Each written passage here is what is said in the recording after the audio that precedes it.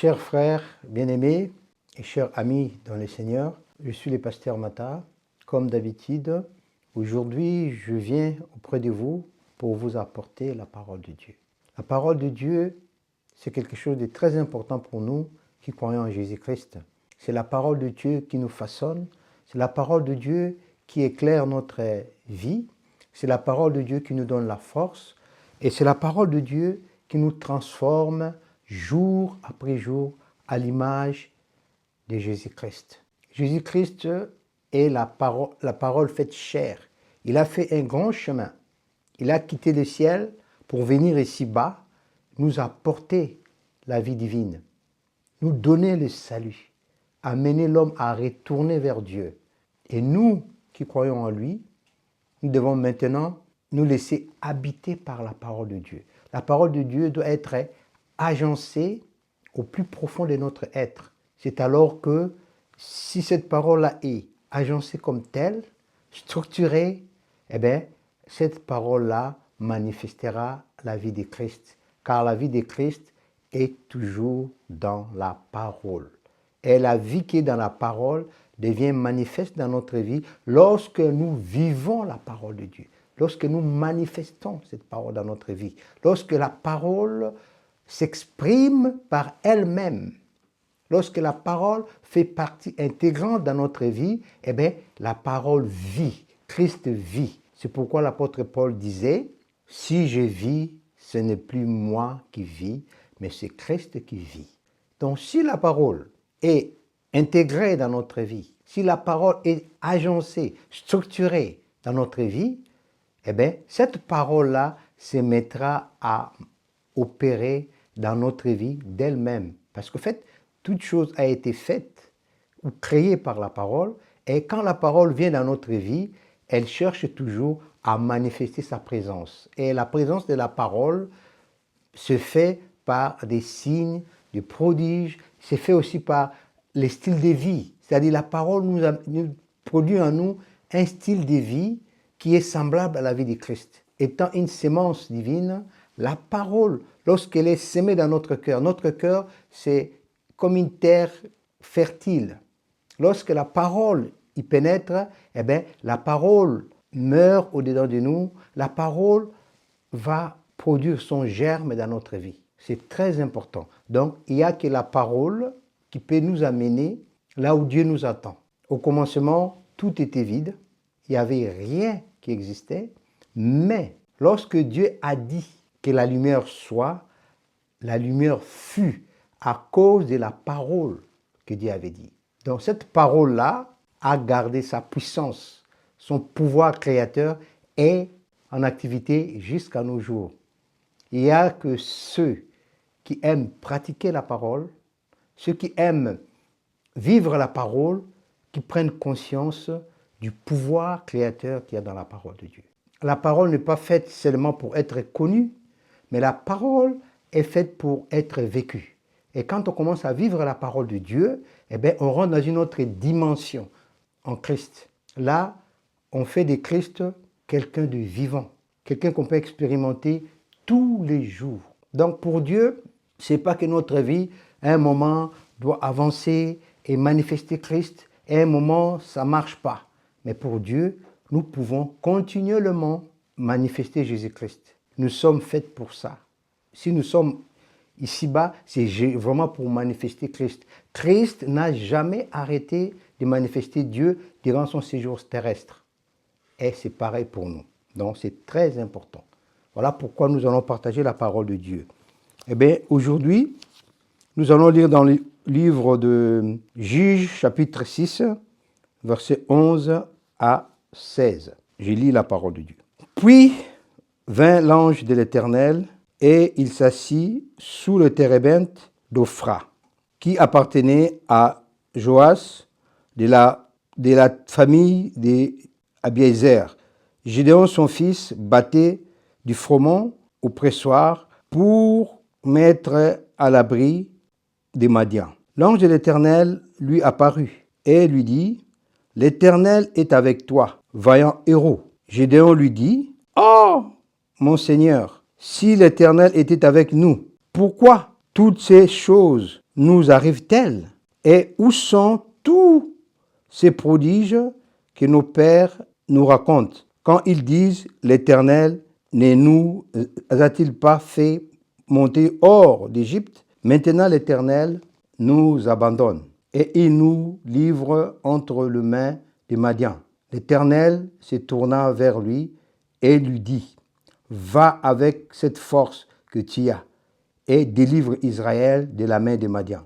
N'est-ce pas moi qui t'envoie? Gédéon lui dit, ah, mon Seigneur, avec quoi délivrerai-je Israël? Voici ma famille est la plus pauvre en Manassé, et je suis le plus petit dans la maison de mon père. L'Éternel lui dit, mais je serai avec toi, et tu battras Madian comme un seul homme. J'aimerais prier. Seigneur notre Dieu, nous te bénissons pour ta parole.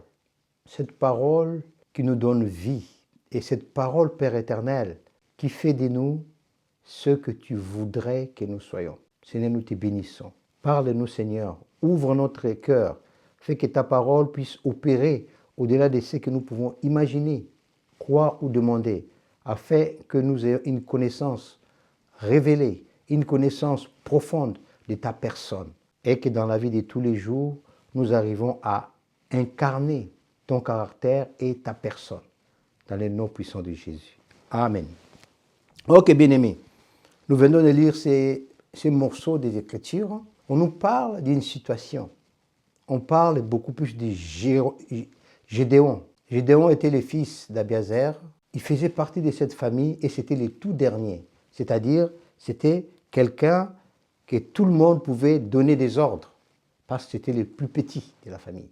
Et à l'époque, la hiérarchie était bien respectée entre les fils aînés et le Benjamin de la famille. Et nous aussi, on a vécu ça dans nos familles. Eh bien, ceux qui étaient nos aînés nous commandaient, nous demandaient des choses à faire parce qu'ils avaient ces droits-là. C'est la hiérarchie qui voulait comme ça. Alors, quand l'ange est venu voir Gédéon, pendant la période où Madian avait vraiment appesanti sa main sur Israël, il ne permettait pas aux enfants d'Israël de faire la récolte. Quand vient le moment des récoltes et ils viennent pour tout saccager, eh bien, Israël fit entrer dans un moment difficile où il n'y avait pas à manger, la vie était devenue très très difficile pour les enfants d'Israël. Et tout cela, c'était pourquoi? Parce qu'Israël avait abandonné Dieu. Les enfants d'Israël ne marchaient plus dans les voies de Dieu. Ils sont devenus idolâtres. Ils adoraient Baal, de divers dieux, divinités de ce peuple. Alors, cela a provoqué la courroux de l'Éternel. L'Éternel s'est retiré de ce peuple-là. La Bible nous dit ceci, Dieu est saint. Il faut que ceux qui l'invoquent soient saints aussi. Donc, comme les enfants d'Israël ont commencé à fréquenter les païens, les gens de ces pays, ces hommes-là qui ne craignaient pas Dieu, qui avaient d'autres dieux devant eux, alors cela a fait que Dieu se sépara d'eux. Ça c'est clair. Pour nous qui croyons, quand tu commences à quitter les voies de Dieu, eh bien, tu te sépares de Dieu, sincèrement. Petit à petit, Dieu s'écarte de toi. Parce que Dieu aime ceux qui l'aiment, Dieu aime ceux qui l'obéissent. L'obéissance à Dieu vaut mieux que toute chose. Alors, revenons à Gédéon. Qu'est-ce qui s'est passé? L'ange de l'Éternel est venu vers Gédéon. Malgré la crise, malgré la situation difficile que traversait le peuple de Dieu, eh bien, l'ange l'appelle vaillant guerrier. Cela est étonnant, Gédéon. Parce qu'en fait, Gédéon ne se voyait pas comme un vaillant guerrier. Il est le tout dernier fils de son père et de sa mère. Et l'ange qui vient lui dire que tu es un vaillant guerrier. Avant cela, Gédéon n'avait jamais fait la guerre. Il n'avait jamais combattu. Et du coup, quelqu'un vient, qui sort de nulle part, pour lui dire « vaillant guerrier ». Oui, cela avait un peu tiqué Gédéon. Mais bien aimé, il est important de comprendre que le Dieu que nous servons nous connaît mieux que nous. Pourquoi? Parce que c'est lui qui nous a créés. Toutes les connexions qui sont dans notre vie, sur le plan physique, spirituel, c'est Dieu qui l'a faite. Quand Dieu nous a créés, il nous avait déjà préparés pour la vie spirituelle. En fait, pour Dieu, on devait vivre une vie, bien qu'on était sur terre, on est sur terre, on devait vivre une vie qui est en phase totale avec Dieu. La manière de vie que Christ a manifestée sur terre, c'était ça, la vie que Dieu a préparée pour nous. Donc Dieu connaît chacun de nous. Même quand nous nous sous-estimons, mais Dieu nous connaît. Le problème aujourd'hui avec beaucoup d'enfants de Dieu, c'est que beaucoup d'enfants de Dieu de nos jours ne connaissent pas leur position en Christ. Ou ils ont une connaissance intellectuelle, mais au plus profond de leur cœur, ils n'ont pas cette révélation. Ils n'ont pas encore réalisé qui ils sont en Jésus-Christ. Dieu traite Gédéon des vaillants guerriers, mais Gédéon de ce côté, il s'est dit non, je ne suis pas un vaillant guerrier. On peut dire que c'est l'humilité, mais ce n'était pas l'humilité, c'était l'ignorance. L'ignorance peut amener l'homme dans une fausse humilité. C'est-à-dire l'homme est en deçà, en dessous, opère totalement en dessous de sa position, de sa vraie position. Mais on appelle ça l'humilité, parce que l'homme ignore. L'ignorance nous éloigne de nos prérogatives. L'ignorance nous empêche de se servir de nos prérogatives alors que Dieu a tout préparé. Alors qu'est-ce qui s'est passé? Alors l'ange a continué à parler à Gédéon. L'ange a continué. Il lui dit, c'est moi qui te l'ai dit. Tu battras Madian comme un seul homme. Donc il se passe une chose, l'ange qui représente Dieu parle à Gédéon d'après Dieu, mais Gédéon, qui est un Israélite, un fils de Dieu, n'arrive pas à rentrer dans le cadre que l'ange lui dit, a préparé pour lui. Là où l'ange veut que Gédéon arrive et comprenne, Gédéon a du mal. Parce qu'en fait, la réalité de sa vie de tous les jours a pris le dessus. Il est prisonnier de sa réalité, de la réalité de sa vie de tous les jours. C'est-à-dire, son esprit, son cœur ne voit pas au-delà de tout ce qu'il a vécu. Il arrive des moments dans notre vie, notre propre vécu nous empêche de manifester la grandeur de Dieu.